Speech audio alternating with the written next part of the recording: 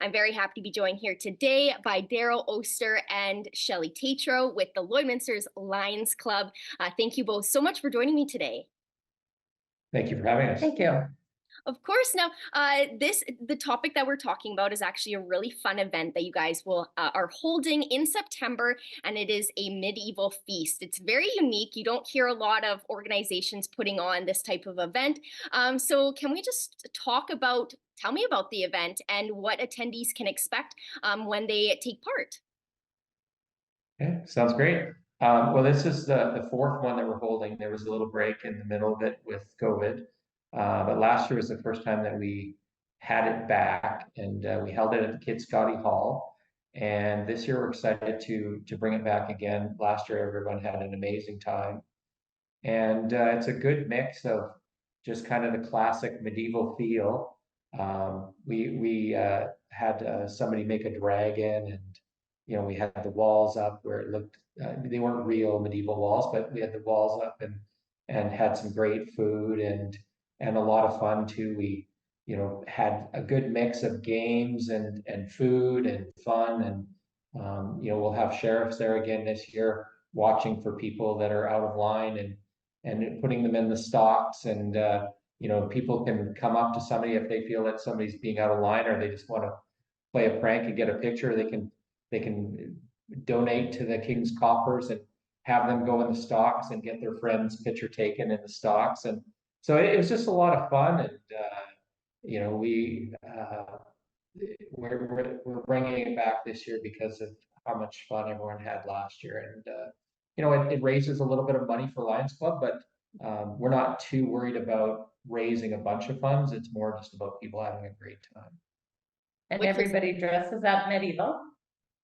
In fact, we had the Lions Club from Vermilion do our bar last year, and I guess we didn't tell them about that. And they showed up not dressed, and they said, "We're doing it this year, like we're dressing up." So I'm going to say probably 90% of the people that come actually dress up in medieval. And the meals are all finger food that you can make a donation to the king if you do want to purchase cutlery or salt. What else do we do?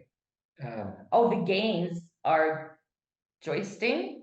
Yeah, jousting, yeah. And we also do some archery and axe throwing, and so it's a lot of fun.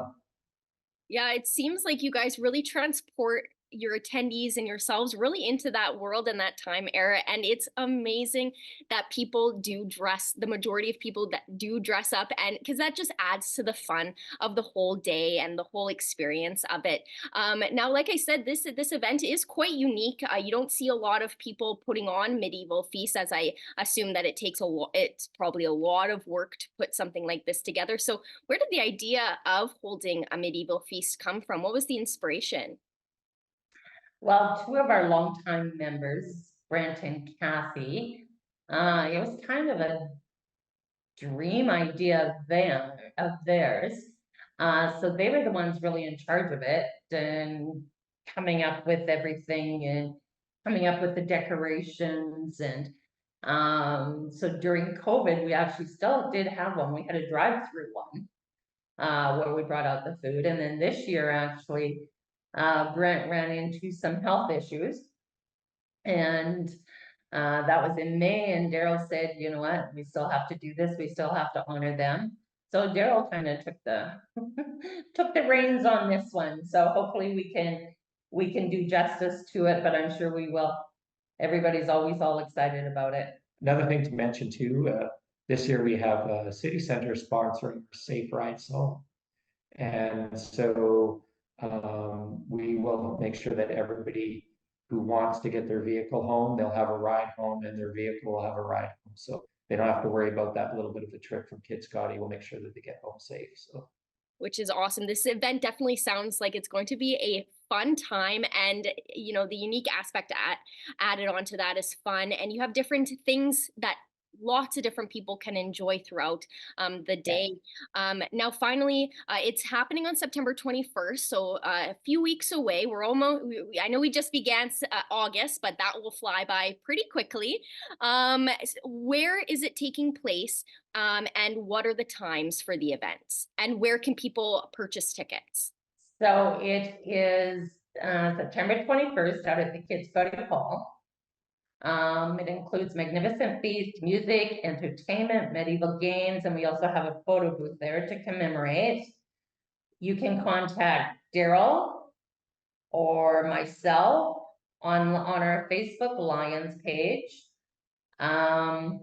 Exhaust Masters will have the tickets there as well. And we have a site. It's called www.lloydlionsfeast.com. So LLOYDLIONSFEAST.com. You can purchase tickets there. You can get a table for, we're in trouble here. Tables for $4.50. Yeah. And we are also looking for some sponsors. So we're looking for a title sponsor still, and also some entertainment sponsors, and also some meal sponsors. So if anybody is interested in being a sponsor, call one of us, or also Candy McKercher too is also on our list as well. She's done a lot of work at helping to create the website, and that's something that's new this year. So we're trying to make it bigger and better this year.